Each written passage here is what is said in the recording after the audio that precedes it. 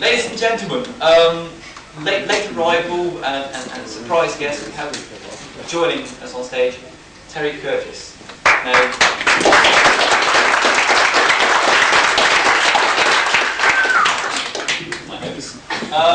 Terry's work with Anderson spreads over numerous fields, numerous series. I'll do a bit of spiel. Warming up. Be nice to him. It's his first cough. No teeth marks. Fine. Don't worry. Right? I know that what may not be well known to people. One of the films we're showing this weekend, Thunderers Our Go. Yeah. The first movie. Your name appears. You do exist. I do exist, yeah. In fact, I mean, what you were saying earlier on about Captain Blue, you probably recognise somewhat similar to the character there, because Captain Blue was one of my characters I've actually made. So I mean... Well, anyway. Go ahead, meet your father. So to what extent, I mean, how do you get a job working for Anderson making puppet heads? It's not like canning peas or something. No, I went to art college up in North Devon. I come from Devon, so it's nice to be back here. I went up to Slough and I just went to and knocked on doors. As simple as that. I had a portfolio of my work. I had a load of photographs of pieces of sculpture that I'd done. I went along and sort of knocked on about half a dozen different film studio doors, said to you, anybody can sculpt? And Gerry and Sylvia turned around and said, well, we don't need a sculptor at the moment, but would you be prepared to do some work in the art department? I said yes. I went to the art department and I was working there for about 6 weeks.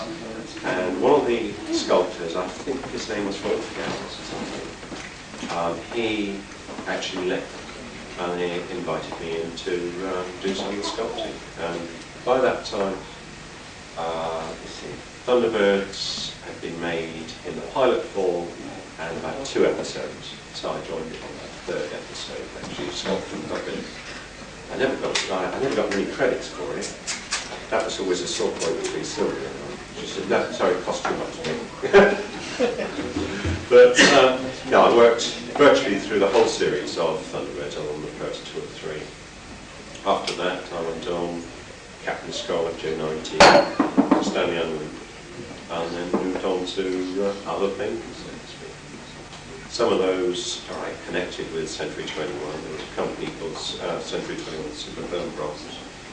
And we made a lot of the interiors and a lot of the working models for UFO, Space 1999. So I'm thinking that you have worked together to a certain extent. Yes, I mean, we had met, but I mean, it was a long time ago. Was there much contact between, like, you say, you made Captain Blue? I mean, was there any sort of, did you talk to the actor and think, he sounds like this, or something like this? Captain Blue was the first in a new series, and the first one who was actually scaled down. The Thunderbird puppets, you probably know, they're out of proportion. The heads are, I demonstrate this, that size compared with the body being exactly that size. So a head is roughly half life size, where a body is 1/3. Now we scale everything down to 1/3 life size, and John Brown, who was in the sculpting department, made some more bodies, and I made a head. And the very first one that I made, it wasn't sort of any specific character. It was changed slightly when once it was actually used, was Captain Blue. It was a head that I'd made up to try to get all the proportions right. It wasn't quite right, but it was changed because it was screen tested, and it was decided that, all right, this was going to be one of the main characters, blonde hair. The actual concept of Captain Scarlet was changed slightly. He was going to be written off after the first episode, but I mean, it all changed. And the scripts, right, they found sort of certain things worked, certain things didn't, and I mean, a lot of the actors themselves, you must admit that, okay, when you went in with a character, it wasn't always how they originally envisaged it. You put your own little bit into it, and things did change. But Captain Scarlet was born. It was probably not such a successful series as Thunderbird, but will be reshown shortly, I don't know. But Thunderbird was probably the top of the pile because they were actually puppets. And people can sort of look at it and think, yes, they were puppets. Captain Scott probably got a little bit too lifelike. Maybe it's spoiled because of that. So if you're saying then that the original sort of sculptor or the first prototype Captain Blue was different in appearance to no, it wasn't Captain Blue, it was a head that I actually sculpted. To try and get all the proportions right, we had to make complete new mechanisms. The mechanisms that would fit into a Thunderbird puppet, nothing like the ones that would fit into that. We had to make up new eye mechanisms, lip mechanisms. There was a solenoid which actually operates the lips in them.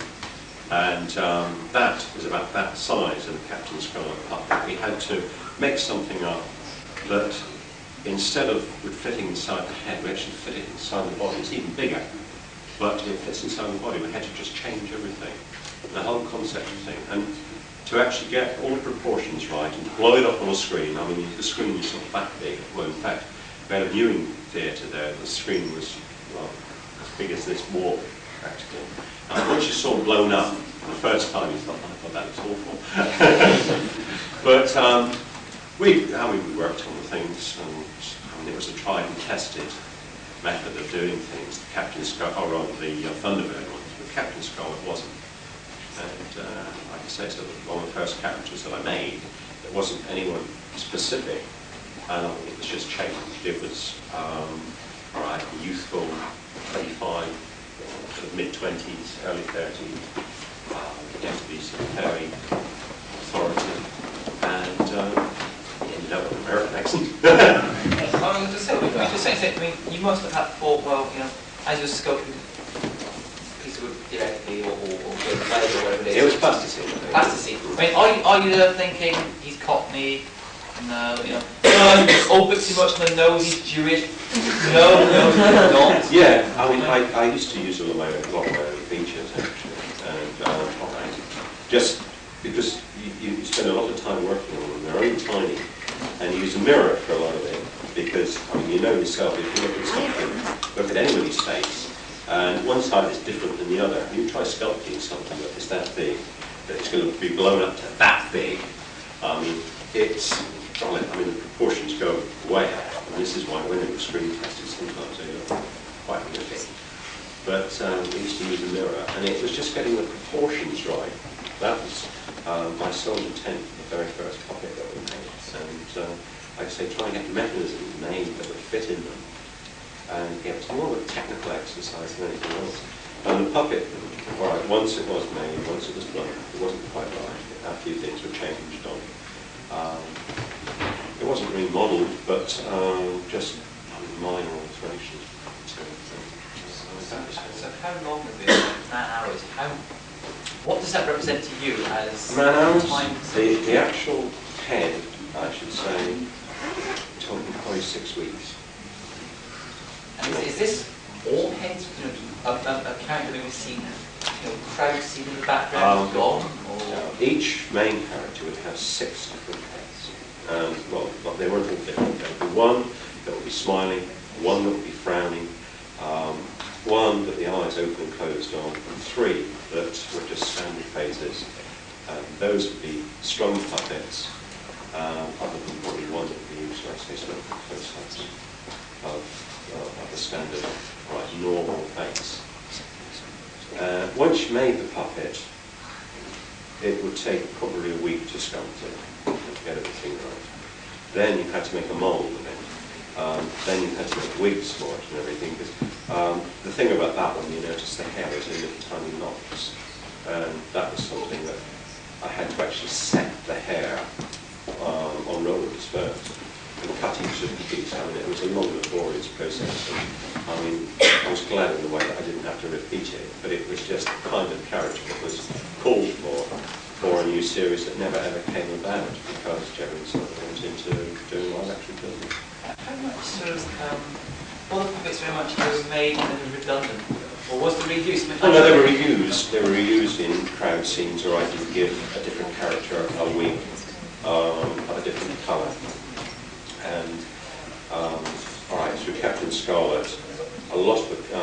puppets actually reappeared in J90. His crowd sequence and things, you know. Captain Blue's head was sort of, or his hair was taken off and a dark brown wig was put on, and that was used sort of just as more character. But we had two main sorts of characters. One, they were the main characters, and they were going to be seen in each episode. The others were just the revamp characters that we used for one episode only. And those were made up of plastic shell with plasticine, and they said they would be used probably just for one episode as a citrate backup character. And they would make use again for crowd scenes later. But we're starting from actually there were several hundred repairs in the end. Because just a bit of rudeness, I must point out. As you point out, correct me if I'm wrong, you were saying that as that would be like a Captain Sky puppet. Yeah. Which is about, what, 2 foot tall. Yeah. And the head is proportionate to the body. Yeah. Whereas on Thunderbird's puppet, it's going to have like that. Yeah. I know you did point out to me that, I don't do it. We're going to expose something. I've been told that if I not, you actually find, much like the Bionic Man, they can rebuild people, because it says there, Jeff. So I've actually got the body of Jeff Tracy. The head is a different puppet. Rip-off! You know, so there you are, I've got a piece of Thunderbird in my hand.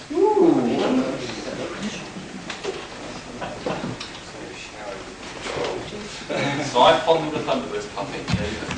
You'll see that the pigs tomorrow. You lucky boy. You lucky boy. But, I mean, see? Right. So if I can come back to you, Ed, slightly. I mean, the saying there, it takes about 6 weeks from blank paper to public. How long would they give you, sort of, as a character? I mean, did you walk in and, like, the next day, they'd expect a voice? Well, once we were established, yeah. I mean, obviously, preparation for the actual puppet. I didn't know it was that. I must say, I'm learning here. It's a very big learning process because, although we were invited, the actors were invited to go to the technical side of things. I don't think any of us did. I don't think it was a lot. I think the only time I ever actually saw himself was when he came to just do the voiceovers. Yeah. So that was the first time, I think, on the stage of UFO. It's all a long time ago. Yes, yeah, it wasn't anything intentional. Maybe actors have got such inflated egos that, you know, once they've done their thing, that's all the most important thing. It's probably true because the business is it's a combination of crafts which are very, very unique, and these crafts are sometimes endowed on very neurotic people. And Gerry's skill as a producer, I felt, was to get all of these disparate talents together, bring them all together, and get the best of them. And to give you an example, when we went to Russia's in the beginning of UFO, I'd say to a prop man, say, hey Harry, what did you think of Russia's? He'd say, oh, lousy, really terrible. He'd walk away, and I'd get depressed. You know, of course, he's talking about his prop, you know, on the scene. Everybody's worried about their particular little area of costume, makeup, whatever. And of course, the actor just thinks the only thing that's most wonderful thing is him emoting on the screen, you know, but he doesn't know that there's the whole raft of crafts and talents that go to support him, to put him on there. So I find this very interesting. I mean, do people feel that? I mean, at the end of the day, with the Captain Sky series, or the from the Thunderbirds previously, at the end of the day, you've got all your vocal talents, all your sculpting talents, and in the end, there's the star. I mean, did you feel really that you got your money's worth, so to speak, or was it very much that, you know, you did all the spade work and he got all the glory? No, I never thought that. That would be a problem with the reality. But it's interesting to say that this particular creation was never used. No, it's never used. He's looking for a job. Absolutely. I know that I'm a work actor. I mean, he was there. He was sculpted to do something, but nobody wanted it. Ready for the phone. That's interesting. It could be a new parliamentary candidate for Plymouth, I suppose. Captain Blue too. I mean, What you've done as actor and as sculptor, you've done several series of Anderson. Was there like a family core or feeling, or was it just, oh, you again? You know, oh no. You know, did you, from either side, what was the feeling like at work? Well, I think from my point of our side, the actor's point of view, that Gerry did actually have a kind of family. He was very loyal, and he employed the same actors again once you got in tune with him. And I find this fairly true throughout the business. Stanley Kubrick always gets his own crew, he gets the usual guys, because it's a very, very highly charged business. On any kind of filming project, the first couple of days, 3 days, if you've got a new unit together, just forget it, because everybody just, you know, getting to know each other, getting to know it, to adjust to people's work habits, their idiosyncrasies, their personalities. And I've worked with a lot of international crews, you know, mixed French, American, English, and there's all kinds of tensions that arise there. So Gerry, as a producer, and I'm sure from the crew side, because he had Alan Perry and Ken Turner and those boys, you know, were I think, all right, my connections were probably more with Sylvia, who was her as defining the characters. Most of the time, you know, she would be saying, right, I want this sort of character. Where Gerry would be looking after the overall effect thing. On the Sylvia's side was right, very much connected with the design, models, and the actual puppets. But like I said, I mean, Gerry, he used to gel people together very well. He used to use the same crews, the same team. I worked for him for about 3.5 years, non-stop, and then I went over and worked for about 10 months for a subsidiary company, because Gerry has sort of gone into making live action shows. I mean, would you, as individuals or from both sides, would you return if Gerry Anderson turned and said, I'm going to do a new series, either I'm going to do Captain Scarlet: The Return, or Europe, or is the feeling so there, or was that the golden era that was yesterday? I don't know. I mean, it's like now I'm in a situation. I work for a television company. I enjoy working in television, but there are certain aspects of sculpting that I miss. But I mean, I think throughout life you've got to be able to do things and carry on and do something else. I don't know whether I would go back to it in all honesty. Ed's situation is slightly different. He's an actor. I was very lucky. I'd studied at art college, and I moved in after about 6 weeks being up around London. I worked for a couple of other film studios, doing matte painting and such. But I started to work there, and I'd actually sort of become part of the family. When I was offered an apprenticeship with Sir Henry Moore, I turned that down because I was enjoying doing what I did. Looking back on it, I think in a way I wouldn't mind doing it, but I don't honestly know. I think there are other things that I would sort of turn around to before going back to that, unless the money was there. That's very money motive. The audience, any questions? All the way down. Yeah, when you sculpted the characters, I can understand with all the solenoids that the needs to move those things.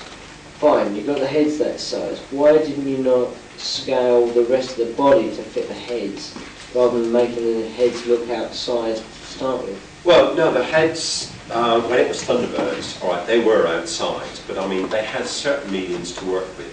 They were restricted on the size of certain things, like the eyeball. It's an inch sphere on the old, which is almost human size. So there were things that put it out of proportion, but it was a puppet. It was conceived as a puppet. There were other series before that. There was, going back, there was Twizzle, there was Four Feather Falls, Torchy the Battery Boys, Supercar Stingray, Bardell XL5, and then Thunderbird. Yeah, and it was just a natural progression. It wasn't until, well, 2/3 of the way through Thunderbird, when we started making the first feature film, that it was decided maybe, well, by a couple of us, to actually scale things down. It was put to Sylvia, and Sylvia said, yes, it's a good idea. And there were thoughts on the new series, what it was, we didn't know at the time. But we started working, sort of, all right, not so much in our spare time, but in time when we weren't, all right, hard at work doing the fundraising, because that was beginning to wind down.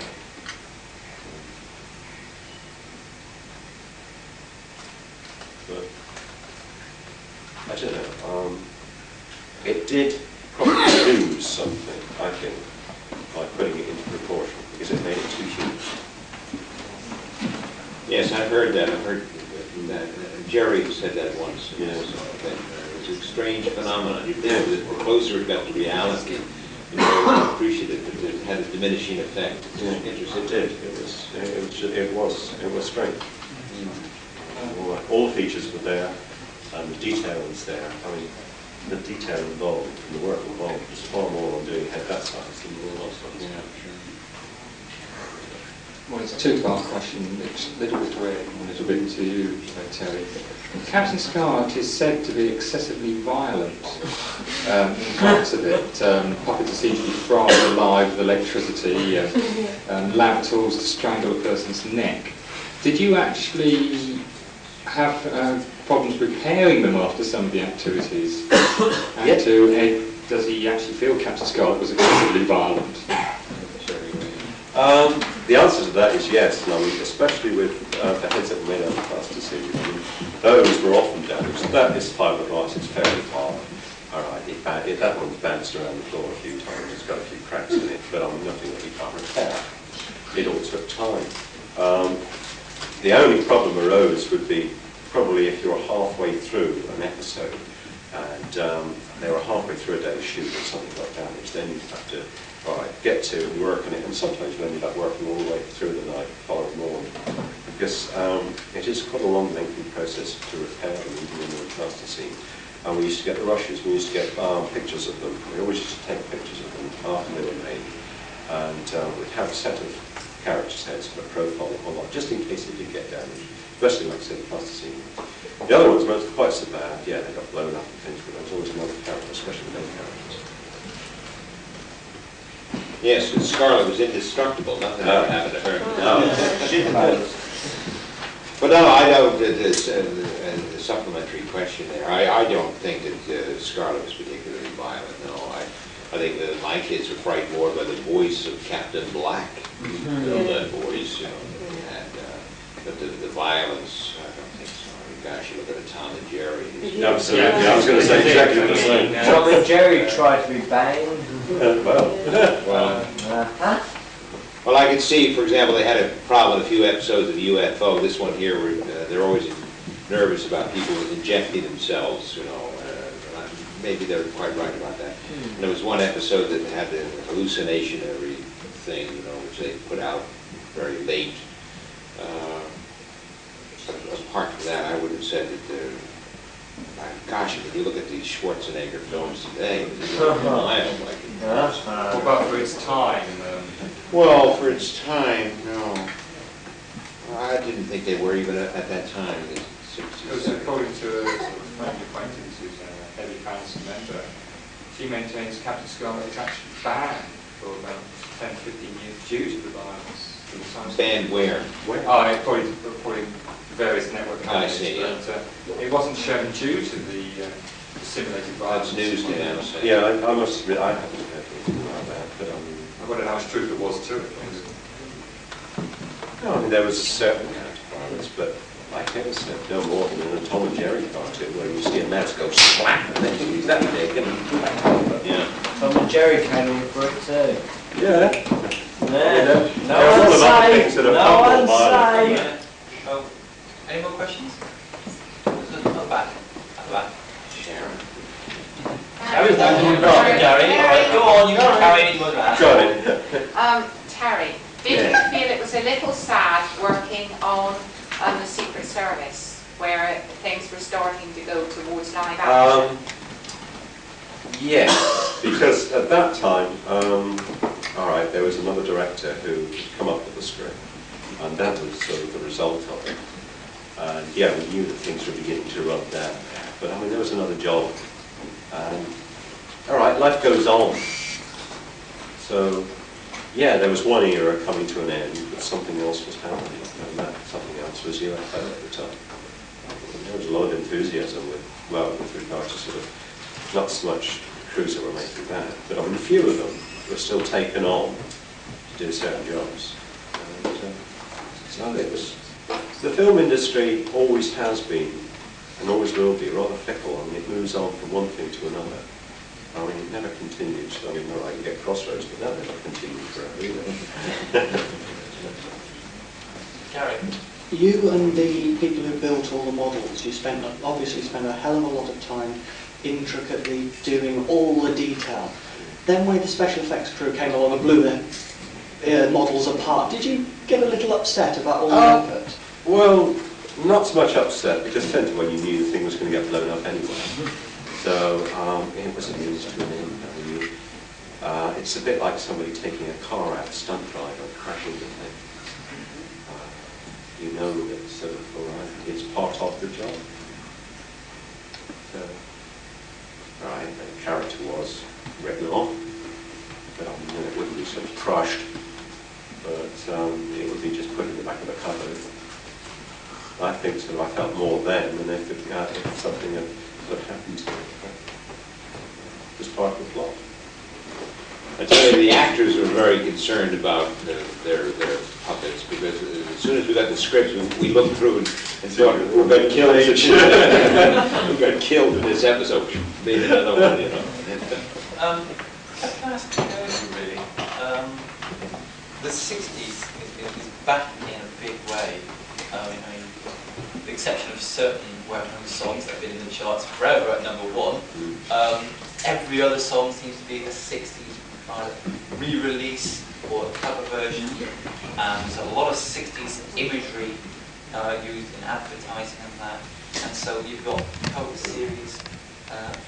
Thunderbirds has managed to get a better audience than a lot of new programs and repeat. I'm sure if UFO or Captain Sky are re-released by the BBC channel or whatever, they will probably do as well. How do you feel now that 20, maybe 30 years later, there's a whole new generation who, you know, almost extend that not only were they not born, but in some cases even their parents weren't born. Do you feel that what you did is deserving of this idolisation? Or did you have any inkling of it at the time that it would be, you know? Oh, certainly we didn't have any inkling, you know, and I know all the guys who were doing the voices for Thunderbird and Fireball, XL5, and all those things. I mean, they're professional actors. They go out and they do a piece of work, you know, as Terry does with his craft. And if a sociological phenomenon like that occurs, because nostalgia ain't what it used to be.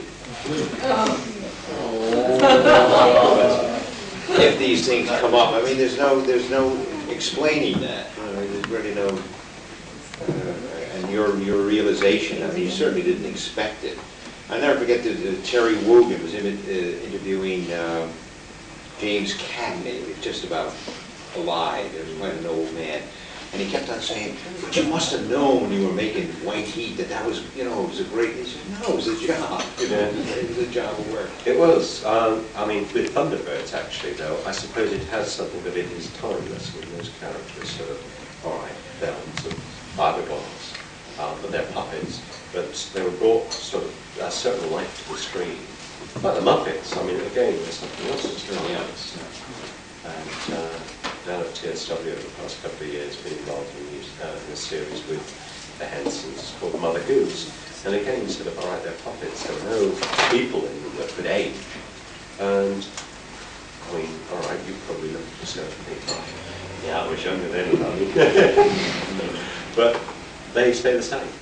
That's probably one of the reasons why, okay, people enjoy it now. And they were made for a generation of children. Adults watched it, they enjoyed it. Still now, all right, children enjoy it, adults still enjoy it. So, yeah, it has got a timeless thing. So you're saying that it's over and over again, and things that, I mean, it seems things are cycling. You're getting, I think we've almost exhausted the styles. So when the 60s thing now is dead, we're already saying that the 70s are in. You know, the players, the boots are back, and then it will be the 80s, and then they'll probably go back to the 40s or the 50s and so possibly the time will come when, you know, God forbid it'll be a long time, all three of us will be gone. Yeah. Is there any past occur to you? What would you like? I think was, you know, people go and say that was Ed or that was Terry's work. Is there one thing that sticks in your mind, an episode or even an incident that you turn around and say, that's what I think, that's what I think people will look at and say, that was my work.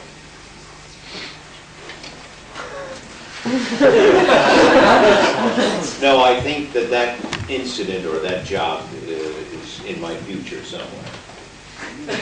Whoa! Yes. No, it's like what you asked earlier on. All right, would you go back and do it again? You know, would they go, when you move on? That's part of it. I think you've got to be prepared to sort of, all right, go out and do something else. I don't want to be doing the same thing that I'm doing now in 10 years' time. I have to think after I've moved on and do something else. Are there any fields that you'd like to move into? I mean, a lot of actors come and say, oh, one day I will produce or I will direct. And I suppose perhaps modelers, Doug Trimble did the effects work for 2001 and went on to direct his own films. I mean, is there anything that you've yet had a go at you would like to move into, or at least, you know, have your film with? Don't really know. I mean, I'm sort of film manager, assistant director at the moment, so I've moved on to something completely different. But one day, probably because I'm going to be made redundant in the next few months, I don't know. But I will move on to do something else. I don't know yet what it's going to be. There's something out there that I'm sure I can do. Well, I'll be 60 in June. And I'm at that age where I don't really start looking for too many new horizons, just to keep things going smoothly. But the one thing I've always would like to have done, and the people I admire most are writers. I think anybody who sits down and writes starts with a blank sheet of paper, and from that comes a motion picture or a play or a novel or something like that. Yeah, I would like to have been a writer. Yes, if I had to pluck something out of the air. Original interpretation, or? Well, I don't know, but I should think the ultimate buzz is to write something and then see it either read by people or performed or whatever, you know. More questions? Stop. Hang on. Yes? No. No. Push them over down here, what's that good? I was only going to ask Ed, how many years, I mean, UFO currently has been totally reshown basically throughout the Academy network except Thames and CSW. Are you still getting royalties for it, or do you only get royalties for so many years? I think that the residuals are all used up on that. I think it's had every kind of use that if they put it up on television again, they would have to come and renegotiate a fee. Were you getting any fees? Oh yes, yes. Every time it was shown, I mean, one would get a little. I don't know whether there was a limit of so many years, and after yeah, it's public property, and I don't know whether it's in public domain, but no longer has to require the. I think it's in that category. If they show it again, they'd have to make some other deal. Read this note, completely forgot the question. There's a question at the back. Ed, what did you think of the Power Themes version of UFO? The what? The Power Themes version of UFO. There was a recent chemicals. There was a single that came out 2 years ago, where they had a modern sort of synthesizer, where they re-edited one of the themes, wasn't it? And following that one, they went on to produce an album where they took a lot of the cult TV series from the 60s and 70s. I haven't heard it. I look forward to it. I had that experience. Not the only one. That experience lies in front of me. I look forward to Correct it. me if I'm wrong, Ed's voice appears on it? Yeah. Because it sampled, they took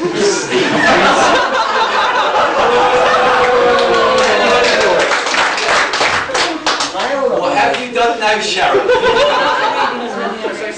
They didn't Richard say.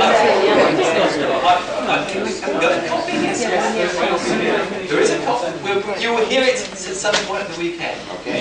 So then you can watch us. What are you doing with this record? Why do I on top of the pops again? Okay, was better.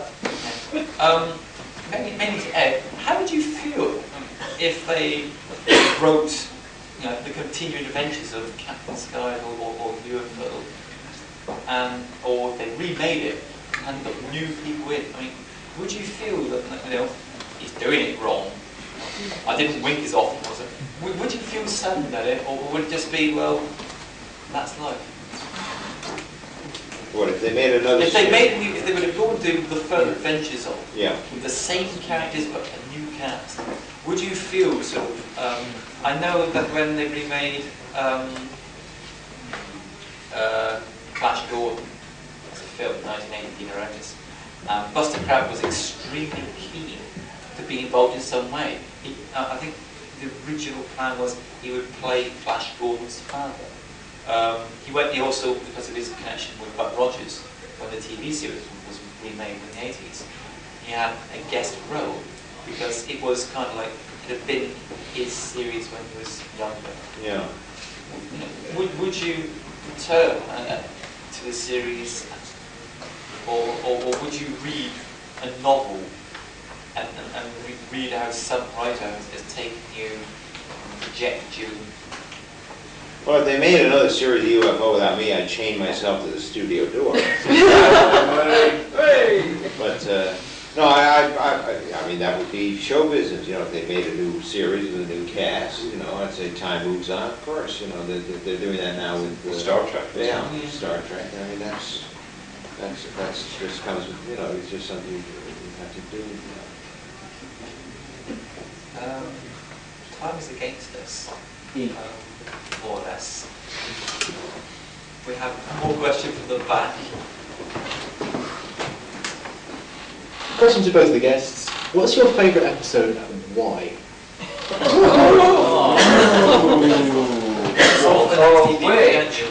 Of which? Of what? Of what? Favourite episode that you've been involved in the making of? What series and why? All right. With regard to, I suppose, Thunderbirds, the feature film, there was far more scope to work on it. I should say Thunderbird 6. The sequel. Purely because we actually used a real title for that. And I went up in it. What we did, we sculpted about 5 of the characters in polystyrene and attached them to the model, or to the real thing as well. And the woman who was flying it, Joan, something she was called, I can't remember her surname, but she did all the flying for George Pepper in the Blue Lanes. And first day we went up there, and she taxied along the runway, and sort of took off about 3 feet above the ground and landed again. So that's no good. All the models have to be changed, there's too much drag. So I worked all that night, cut things to pieces, and lightened them, and made everything, well, tried to make it more aerodynamic so that it wouldn't take the limbs away. And the following day we went out, and like I say, it was all night, there were about 4 of us working on that. So went up to Booker Airfield and put them on the model, put them on the thing again. Took off and she flew around in a circle and came back and landed. Still too much drag. So So then we had to think about clothes, and then for the next couple of days, it was a weekend, we redesigned all the clothes, and it was just made out of thin chiffon.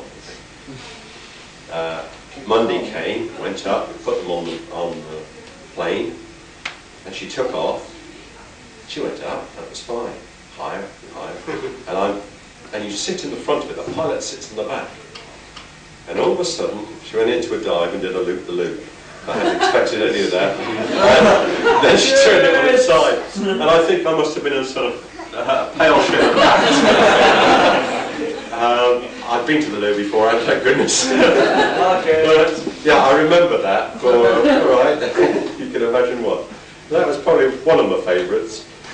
But I was frightened to death at the same time. Well, I think just off the top of my head, I enjoyed working in and seeing an episode from a series Gerry made, I think, after UFO and before 1999. It's a little thing called The Protectors with Robert Vaughn. Yeah, Robert Vaughn. They did an episode called The First Circle. I'm there playing this deranged Vietnamese veteran. I kind of like that. You're a sick child. Right. Unless there's any last desperate question. No. Right. That concludes it as it stands. Terry has to rush away. Yeah, I've got to depart. He has a wife that will break my kneecaps. As I said, he's left the model. He's got a few of the bits. We'll bring them out tomorrow. So we can have a good look at them. Please don't put your figures through them. They're worth £2 grand. No problem. So can I thank first of all Terry?